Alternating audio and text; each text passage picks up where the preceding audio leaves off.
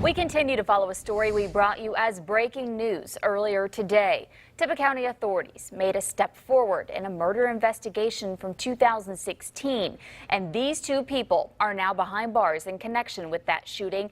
39-year-old Jacqueline Caldwell and 28-year-old Jacob Lewis, both of Walnut, now have bonds of $200,000 each. WTVA's Rebecca Butcher has been learning more and reaching out to the victim's family. She joins us now live. Rebecca.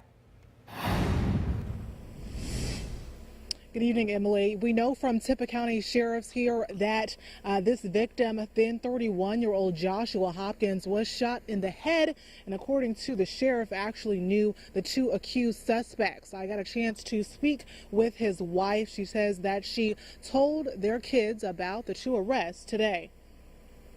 The passing of Joshawa Hopkins, who was only 31 at the time of his death, came as a shock to the community.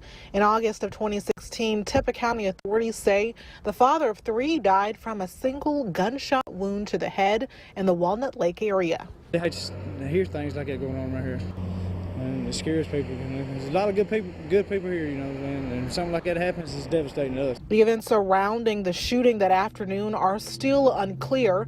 Authorities confirmed it happened outside of Jacob Lewis's camper. We're told he was a person of interest early on in the case. He was recently arrested along with Jacqueline Caldwell. Sheriff Carl Gaylord believes drugs might have been a factor in the incident, which didn't surprise one resident. Honestly, like the area you're talking about, it's a known, kind of bad, drug place. People doing hard drugs and selling hard drugs. And violence usually comes right in behind it. The victim's wife didn't want to go on camera, but shared that her husband was a great father, husband and son, and that they loved him dearly. Regardless if they got the custody or not, they still lost their loved one, so it's still going to be a bad feeling. Can't bring him back, right? Can't bring him back.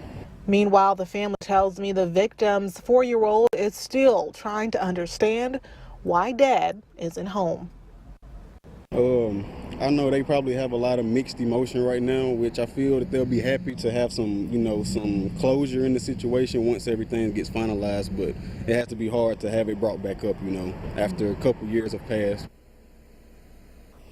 Yeah, and the victim's wife also tells me that her husband had a smile that could light up the darkest of days. No doubt she is still picturing it these days. Meanwhile, investigators here say they continue to interview people in relation to this case. Of course, stay with us as we continue to learn more. But for now, we're live tonight in Tippah County. I'm Rebecca Butcher, WTVA 9 News.